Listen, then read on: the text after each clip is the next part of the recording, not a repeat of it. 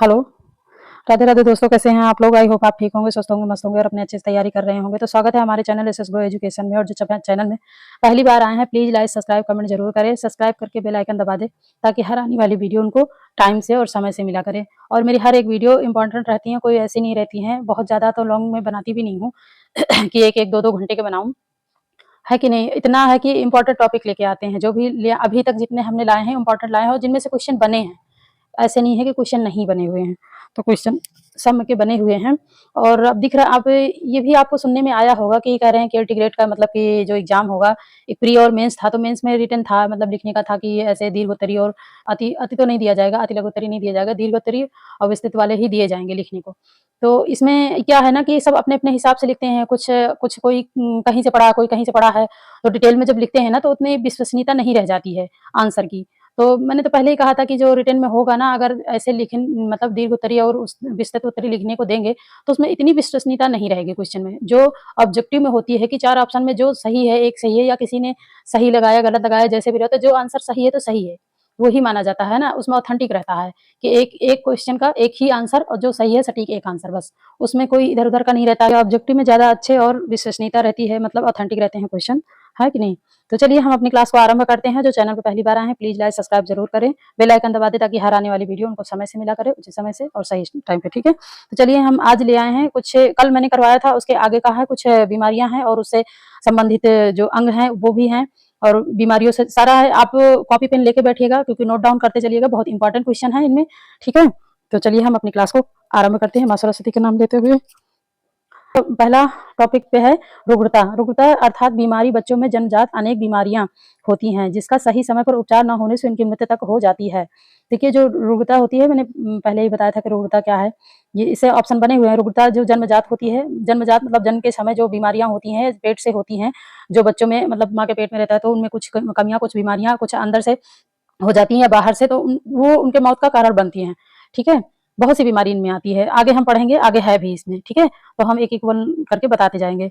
चलिए, तो एलर्जी क्या होती है ये देख लेते हैं। एलर्जी एलर्जी की अवस्था में व्यक्ति का शरीर किसी विशेष प्रकार के पदार्थ के प्रति अत्यधिक संवेदनशील के साथ प्रतिक्रिया करता है। यह पदार्थ भोजन का कोई विशेष तत्व, दवा, कपड़ा, धूल, पराग, मतलब ये सारे एलर्जी के कारण है जिससे हो सकती है। जैसे दवा भी कोई एलर्जी कर सकती है, कपड़े धूल के कण हो गए, पराग पेड़, जानवर, गर्म ठंडा पानी हो गया, या गर्म ठंडी से लगने से एलर्जी हो जाती है शरीर में। तो वो सारे एलर्जी है, और एलर्जी से बहुत सारी बीमारियां भी होती हैं, जैसे फोड़े, फुंसी, सूजन, खुजली आदि हैं। बुखार, दमा, एक्जिमा एलर्जी भी उत्पन्न कर सकते हैं। विटामिन सी का अत्यधिक सेवन करने से कुछ एलर्जी कम हो सकती है। देखिए, अगर विटामिन सी का अगर हम सेवन सही मात्रा में करते हैं, तो कुछ हद तक मतलब एलर्जी कम हो जाती है, लेकिन एकदम से जाती नहीं है। किसी-किसी को देखो दवाइयों से ही एलर्जी होती है। दवाइयाँ अगर अवेलेबल लगा के ना खाएँ, तो फिर उसमें उनको एलर्जी हो जाती है, वो उसका भी प्रॉब्लम है। किसी-किसी को इतनी छींक आती है, इतनी मतलब डस्ट से इतनी ज़्यादा एलर्जी होती है, तो सबका अपना-अपना होता है ना। तो चलिए इसके आगे, संभावित कार्सिनोजन। कार्सिनोजन का मतलब क्या होता है कि कैंसर पैदा करने वाला कारक। कार्सिनोजन जो है, ये कार्सिनोजन, इसको लिख लेना आप, कि मतलब कि कैंसर पैदा करने वाला। मैंने बताया ना, एनर्जी होता है या कैंसर होता है, जो उससे पैदा करने वाले जो कारक हैं और उससे प्रभावित अंग है। ये उससे प्रभावित अंग है, इधर अंग के नाम सारे दिए हुए हैं, और इधर ये जो पैदा करने वाले जो भी जिन कारणों से होता है, वो कारण दिए हुए हैं। तो किन किन कारणों से होता है वो चलिए हम लोग देख लेते हैं, ठीक है। तो इसका आपने लिख लिया होगा कि कैंसर पैदा करने वाला कारक। कार्सिनोजन का मतलब होता है कैंसर, ठीक है। यहाँ लिख देती हूँ मैं, कैंसर, कैंसर,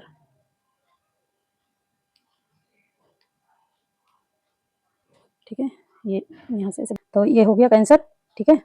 कैंसर कर लो या कार्सिनोजन कर लो। तो इससे जो देखते हैं कि कौन किस किन चीज़ों से कैंसर होता है और किन किन अंगों में होता है। एस्बेस्टॉस है जो फेफड़े को प्रभावित करता है, फेफड़े में होता है। आर्सेनिक है, आर्सेनिक मतलब कि जो पानी हम पीते हैं उसमें आर्सेनिक युक्त पानी जो होता है उसे। यकृत और फेफड़े त्वचा में होता है। आयरन ऑक्साइड लैरिंग्स या फुसफुस में होता है। ये देखिए क्वेश्चन इसमें बनते हैं कि कौन से अंग से ये प्रभावित, ये बीमारी किस अंग से प्रभावित है, या बीमारी का नाम दे देंगे या प्रभावित अंग का नाम दे देंगे, फिर बताएं, पूछेगी कि इस बीमारी से अरे इस अंग से कौन सा जो है रोग उत्पन्न होता है या कौन सी बीमारी बनती है, इसका कारण क्या है। तो ऐसे करके ये क्वेश्चन आ जाता है। आयरन ऑक्साइड लॉरिंग्स फुसफुस होता है। यूरेनियम अस्थि व फेफड़े त्वचा होता है इससे। बेंजीन ल्यूकीमिया होता है। क्रेमियम लैरिक्स फेफड़ान, ठीक है। पैरोमैटिक एनाइन मूत्राशय में होता है, मतलब वजाइना वगैरह या मूत्राशय में होता है। जेंट्स हो लेडीज हो मूत्रमार्ग में होता है। विनाइल क्लोराइड मस्तिष्क व यकृत में होगा। कैडमियन वक्र या फेफड़े पेट या प्रोस्टेट में होगा, ये होगा। और कैडमियन से निकिल फेफड़े को प्रभावित करेगा, और टारकोल, त्वचा व फेफड़े। टारकोल या सूर्य की पराबैंगनी, देखिए एक कारण तो बहुत है। सूर्य की पराबैंगनी किरणें भी त्वचा को प्रभावित करती है ना। त्वचा में जो कैंसर हो जाता है, मतलब ज्यादा कहते नहीं धूप से एलर्जी हो गई है, तो वो है कैंसर रोग से त्वचा कैंसर हो जाता है। तो बहुत सारी हैं इससे, और कुछ इससे की जो मतलब दवाइयां हैं जिससे रोकथाम किया जाता है वो है। ये पहले आप लिख लीजिएगा क्योंकि ये इंपॉर्टेंट है, ऐसे नहीं है, इनमें से क्वेश्चन बनते हैं। ठीक है, आर्सेनिक भी आ चुका है, यकृत, फेफड़े, त्वचा, ये सब होते, ये पॉइंट जरूर लिख लेना। कौन कौन से हो सकता है यकृत हो, यकृत की जगह ना हो सकता फेफड़ा हो या त्वचा हो, तो ये आपको मालूम होना चाहिए कि इससे कौन कौन से अंग प्रभावित होते हैं। ठीक है, चलिए ये है उससे कुछ औषधियां। अब औषधियां हम देख लेते हैं। एंटीहिस्टामिन औषधि, एंटीहिस्टामिन औषधि, इससे ये एक दवाई का नाम है। ठीक है, ये दवाई का नाम है जिसको द्वारा एलर्जी से अल्प समय मतलब कुछ समय के लिए रोका जा सकता है। एलर्जी जैसे छींक आ गई, नाक बह रही है बहुत ज्यादा, आंखों में खुजली हो रही है, ऐसे मतलब बहुत सी सारी एलर्जी है जिनको कुछ समय के लिए रोका जा सकता है, ज्यादा से ज्यादा 1 सप्ताह के लिए। कितने दिन के लिए? 1 सप्ताह। ठीक है, 1 सप्ताह के लिए, 1 सप्ताह के लिए मतलब इनको कुछ समय के लिए मतलब कम किया जा सकता है, बिल्कुल एकदम से नहीं जा सकता। ठीक है, स्टेरॉइड हार्मोन्स जो हमारे बॉडी में ही बनते हैं, आपको पता है स्टेरॉइड हार्मोन्स हमारे बॉडी में ही बनते हैं। जो विटामिन D3 है ना, विटामिन D3 की कमी से जो है स्टेरॉइड हार्मोन्स में, जब बच्चों में क्या होता है रिकेट्स हो जाता है, और बड़ों में क्या होता है ऑस्टियोपोरोसिस। ये मैंने अभी इसके पहले जो मैंने करवाया था MCQ बेस्ड क्वेश्चन, तो उसमें था है ना, किसकी विटामिन C और D की कमी से जो है ऑस्टियोपोरोसिस रोग होता है बड़ों में। तो देखिए ऐसे ही है क्वेश्चन, देखो घुमा घुमा के दे देता है, हमें कॉन्सेप्ट नहीं क्लियर होता है ना, तो हम कंफ्यूज हो जाते हैं। कार्टिसोन, हाइड्रोकार्टिसोन व उसके कृत्रिम अवयव भी एलर्जी के उपचार हेतु अत्यंत उपयोगी हैं। ठीक है, तो मतलब कि इसके कृत्रिम एलर्जी के लिए मतलब कि कुछ सप्ताह के लिए उसकी एलर्जी को रोका जा सकता है। ठीक है, चलिए अब आगे का है इंटरफेर चलिए नेक्स्ट है इंटरफेरॉल पर पोषी कोशिकाएं जो विषाणुओं के संक्रमित से हो जाती हैं, एक प्रोटीन बनाती है, मतलब ये एक प्रोटीन वाला है जिसे इंटरफेरॉल कहते हैं। ठीक है, मानवों में यह श्वेत रक्त श्वेताणुओं रेश कोरकों मतलब कि श्वेत रक्त कणिकाओं या श्वेत कोशिकाओं द्वारा ये उत्पादित होती हैं। ठीक है, उत्पादित होती हैं मानव में ये और टी कोशिकाओं द्वारा उत्पन्न होती हैं। देखिए इसमें लिखा है या टी इंटरफेरॉल विभिन्न विषाणुओं द्वारा होने वाले संक्रमण के प्रति शरीर की प्रथम रक्षा पंक्ति को प्रभावित करती हैं। ये इंटरफेरॉल जो मतलब कोशिकाएं हैं, जो ये हमारे मतलब कि जैसे कि कैंसर पैदा करने वाले जो संक्रमण, कैंसर पैदा करने वाली जो बीमारियां हैं उनसे लड़ती हैं, ये उनसे लड़ने का काम करती हैं, पहले प्रथम रक्षा ये करती हैं। जैसे इसमें दिया हुआ है कि कौन कौन से हैं, बड़ी माता, हर्पीज, रेबीज, रुबेला, चिरकारी, यकृत शोथ, आंख के संक्रमण, आंख में जो संक्रमण हो जाता है, मस्तिष्क धोख और जुखाम से संबंधित विषाणुओं की उग्रता को कम करती हैं। तो ये जो है ना, मैंने बता दिया कि मतलब कि ये जरूर लिख लेना, आप इसको नोट डाउन कर लेना कि जिन मतलब कि इंटरफेरॉल, ये क्वेश्चन बनते हैं कि जैसे मान लो रेबीज हो गया, रुबेला हो गया, ये चिरकारी हो गया, हर्पीज हो गया, ये बीमारियों के नाम दे दिए जाएंगे, तो इससे ये पूछा जाएगा कि ये कम करने के लिए कौन से उसमें दे दिया जाएगा कि ऑप्शन, तो इंटरफेरॉल आपको पता रहेगा तो इंटरफेरॉल आप लगा लोगे। ठीक है, ये होता है जो हमारे मतलब ये श्वेत रक्त कोशिकाओं द्वारा उत्पादित होती है। ठीक है, तो चलिए आगे देखते हैं हेपेटाइटिस C। हेपेटाइटिस, अब चलिए हेपेटाइटिस देखते हैं। टाइटिस, यह विषाणु जनित संक्रामक रोग है। हेपेटाइटिस कैसा है? विषाणु जनित। ये आ जाता है कि हेपेटाइटिस कैसी संक्रामक बीमारी है, तो विषाणु जनित आ जाता है, वायरस, विषाणु और कई सारे जीवों को नाम दे देते हैं, तो उसमें कैसा है, ये विषाणु जनित है। हेपेटाइटिस के टीके कई सारे लगते हैं, आपने देखा होगा, जो टीकाकरण का कार्ड होता है उसमें रहता है ना, hepatitis A, hepatitis B, hepatitis C, उसमें सारे रहते हैं। तो संक्रामक रोग है, ये पॉइंट नोट डाउन करने लायक है। ठीक है, कई प्रकार होता है, hepatitis A, B, C, D, E, F और G। इसमें हेपेटाइटिस A और B मुख्य हैं। देखिए इसमें हेपेटाइटिस A और B मुख्य हैं, ये इस पे क्वेश्चन बन सकता है। हेपेटाइटिस A से यकृत संक्रमित हो जाता है। हेपेटाइटिस से क्या होता है? यकृत संक्रमित होता है। देखिए हेपेटाइटिस जो A और B है ना, ये मुख्य है, तो हेपेटाइटिस A से कौन सा संक्रमित अंग है, ये पूछ सकते हैं, तो कौन सा अंग है? यकृत। यह दूषित खाद्य पदार्थों या दूषित जल के सेवन से होता है। हेपेटाइटिस ए जो होता है, ये जो यकृत प्रभावित होता है, ये दूषित खाने या पीने की चीजें से होता है। ठीक है, हेपेटाइटिस ए ध्यान रखना, इसको नोट डाउन कर लेना। हेपेटाइटिस ए दूषित खाद्य पदार्थों या दूषित जल के सेवन से होता है। दूषित भोजन हो या दूषित जल के द्वारा फैलने वाला हेपेटाइटिस ए बीमारी है जो यकृत अंग को प्रभावित करती है। ठीक है, ये हो गया एक ऑप्शन। और हेपेटाइटिस बी देखते हैं। हेपेटाइटिस बी यौन संबंधों से फैलने वाली अति संक्रमणीय बीमारी है। हेपेटाइटिस कैसा है? यौन संबंधों से फैलने वाली अति संक्रमणीय बीमारी है। संक्रमित व्यक्ति से यौन संबंध या यौन संबंध बनाने से, असुरक्षित यौन संबंध बनाने से, या संक्रमित सुई द्वारा प्रयोग करने से, या रुधिर दान करने से। मान लो किसी का हेपेटाइटिस बी है और किसी ने रक्तदान किया अपना हेपेटाइटिस बी वाला और किसी को दे दिया, तो उसमें भी हेपेटाइटिस बी हो सकता है। हो सकता है क्या? होगा ही, क्योंकि देखिए जिसके है ऑलरेडी और ये फैलता है, खून के द्वारा फैल रहा है, एक विषाणु जनित है, तो जाहिर सी बात है कि उसके शरीर में है तो दूसरे के शरीर में आ ही जाएगा।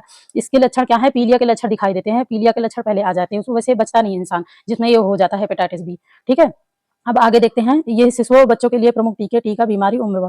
बीसीजी का टीका बीसीजी हेपेटाइटिस ट्यूबरकुलोसिस 10 से 14 वर्ष तक के बच्चों में लगता है, और सरकारी में से 5 साल तक के ही लगते हैं। सरकारी जो टीके होते हैं 5 साल तक के ही लगते हैं, 10 से 14 वर्ष तक के नहीं लगते हैं। लेकिन जो प्राइवेट में जाओ ना तो उसमें लगता है 18 वर्ष तक के भी रहते हैं जो टीके। कुछ ऐसा है ना, कुछ ऐसे हैं कि टीके लगते हैं, उनका असर खत्म हो जाता है तो दोबारा उनको लगा देते, तो ये हो जाता है। बाकी तो जो 5 ईयर्स तक ही होते हैं सरकारी में, मेन टीके लगाए जाते हैं। डिप्थीरिया टिटनेस खांसी, डिप्थीरिया के टीके डिप्थीरिया टिटनेस खांसी, हीमोफ्लेमी इन्फ्लुएंजा टाइप, ये सभी उम्र के बच्चों के लिए लगते हैं। और हेपेटाइटिस जिनके माता पिता या पूर्वज हेपेटाइटिस बी से संक्रमित हो, मतलब कि ये पूर्वजों द्वारा भी फैलता है। ये हेपेटाइटिस बी है जो, ये बहुत ही घातक बीमारी है। ये अगर आपके पूर्वजों में या किसी के हो गया तो आनुवांशिक भी ये आ जाता है, उनके द्वारा भी ये संक्रमित हो जाता है। पोलियो जो मतलब 2 से लेके 5 वर्ष के बच्चों को पिलाया जाता है, अब तो खैर नहीं है, अब है मतलब उस तरह जैसे दरवाजे दरवाजे जाके पिलाते थे। एक टाइम बहुत था कि बहुत ज्यादा ये हो रहा था तो जाके पिलाते थे। अब तो जब टीका लगाते हैं उसी टाइम जब बच्चों को टीका लगता है तभी पोलियो ड्रॉप दे देते हैं, है ना। चलिए आगे देखते हैं। अब ये कुछ बीमारियां हैं और इन बीमारियों के प्रभावित अंग हैं जो आप इसको जरूर जरूर नोट डाउन कर लेना, क्योंकि देखिए ये आता है यार, और ये पता है ना कि जब पता ही नहीं होता है ना तो अंदर जो कुछ भी लगा देता है इंसान। देखिए अर्थराइट, अर्थराइट किससे, जोड़ों की सूजन, ये जोड़ों में जो सूजन हो जाती है, दर्द होता है, अर्थराइट। अर्थराइट एक बीमारी का नाम है और वो कौन से अंग में होता है, जोड़ों में, ठीक है। जोड़ों में जैसे गठिया वगैरह है, जोड़ जहां जहां ज्वाइंट होता है वहां पे सूजन आ जाती है, तो उसे क्या कहते हैं, अर्थराइट। मान लो ये घुमा के दे दिया कि जोड़ों में दर्द या सूजन का कारण है, तो उसमें कई सारी बीमारियों के नाम दे दे, तो उसमें अर्थराइट दे दे, डिप्थीरिया दे दे, एक्जिमा पीरिया कुछ दे दे, तो आपको पता रहेगा तभी आप अर्थराइट लगा सकते हो। डिप्थीरिया हो गया, डिप्थीरिया गला व श्वास नली से संबंधित है। एक्जिमा त्वचा से संबंधित है, ये सारे इंपॉर्टेंट है। पीलिया यकृत से संबंधित है। प्लूरिसी छाती से संबंधित है। पायरिया दांत व मसूड़े से संबंधित है, ये भी आ चुका है कि पायरिया रोग कहाँ पे प्रभावित होने वाला अंग कौन सा है, पायरिया रोग से प्रभावित होने वाला अंग कौन सा है, दांत और मसूड़े। तो ये तो बहुत ईजी है, लेकिन और भी आ जाता है, जैसे प्लूरिसी आ जाए, प्लूरिसी से प्रभावित होने वाला अंग कौन सा है, आंख, दांत, नाक, कान या छाती, कुछ भी दे देते तो कौन सा है, छाती। गठिया, जोड़ों दर्द, जोड़ों में दर्द, ये सबको पता है। गठिया कह लो या रयूमेटिज्म, इसे 2 नाम से बोलते हैं, गठिया या रयूमेटिज्म, ठीक है, ये भी है।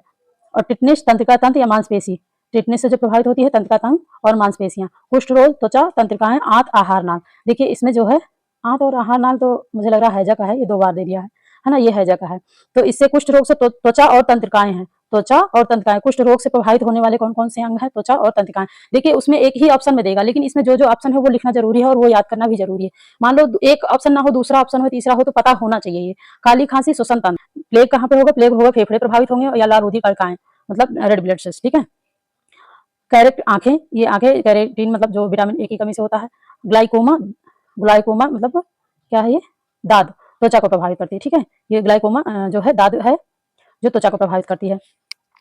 आगे है ट्रेकोमा, अग्नाशय या गुर्दे। थोड़ा मैं बड़ा कर देती हूँ क्योंकि ऐसे में समझ में नहीं आएगा आपको, ऐसे, ठीक है। ये हो गया ट्रेकोमा, ये इधर का है और ये इधर का था, ये इधर का था, ठीक है, ये इधर का है। ट्रेकोमा से कौन सा अंग प्रभावित होता है, अग्नाशय, गुर्दे, आंखें, ये होंगे। डायबिटीज, अग्नाशय, गुर्दे, आंखें, ठीक है। घेंगा रोग, थायराइड ग्रंथि। पार्किसम, मस्तिष्क होगा। निमोनिया, फेफड़े होंगे। टाइफाइड, आंत प्रभावित होगा। रिकेट्स, हड्डियां प्रभावित होंगी। और सिफिलिस, सिफिलिस देखिए एक नया नाम है ये, सिफिलिस से जनन अंग प्रभावित होगा। दस्त से बड़ी आंत, दस्त से बड़ी आंत होगा।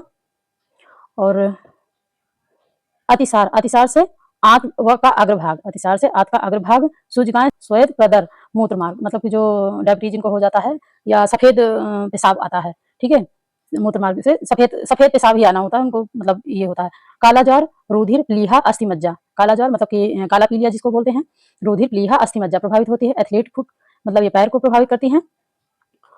छाल होना, गला या मुंह में छाल पड़ते हैं। मेनिनजाइटिस, रीढ़ की हड्डी तथा मस्तिष्क प्रभावित होती है।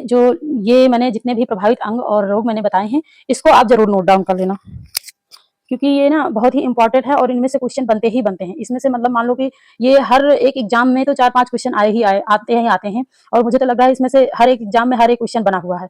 कोई ऐसा, कुछ ऐसे हैं जो नहीं बने हुआ, जैसे मेनिनजाइटिस है, रीढ़ की हड्डी से प्रभावित। अब मेनिनजाइटिस जो रोग है वो किस अंग से प्रभावित है, या रीढ़ की हड्डी में होने वाले रोग का नाम बताइए, उसमें कई सारी बीमारियों का नाम दे देगा, तो पता रहेगा तभी आप बता पाओगे, है ना। तो चलिए, हमारा सेशन अच्छा लगा हो तो प्लीज लाइक, सब्सक्राइब, कमेंट जरूर करें और बेल आइकन दबा लें ताकि हर आने वाली वीडियो आपको समय से मिले। तो मिलते हैं नेक्स्ट क्लास में। Thank you for watching this video, thank you so much. अब तक के लिए यहीं तक, मिलते हैं नेक्स्ट क्लास में। अभी मैं सोच रही थोड़ा-थोड़ा मैं थ्योरी करके आपको करवाऊँ, फिर उसके बाद मैं क्वेश्चन करवाऊँ, तो आपको भी अच्छा लगेगा, क्योंकि थ्योरी से क्या होगा कि आप नोट डाउन कर लोगे। ये नोट डाउन कर लोगे तो आप बार-बार उसको रिवीजन करोगे, पढ़ोगे, तो आप कहीं भी करो यार, हमारा ही नहीं, कहीं भी करोगे आप, मान लो क्वेश्चन हल करते हो तो आपको आएगा ये, है ना? तो ये था हमारा पर्पज़, और ये नहीं था कि बस मतलब आपको सिर्फ़ क्वेश्चन आंसर ही करा देना बेहतर है, तो सब मटेरियल देना हमारा फर्ज़ बनता है। ठीक है? चलिए मिलते हैं नेक्स्ट क्लास में। Thank you for watching this video, thank you so much. अब तक के लिए यहीं तक। Thank you.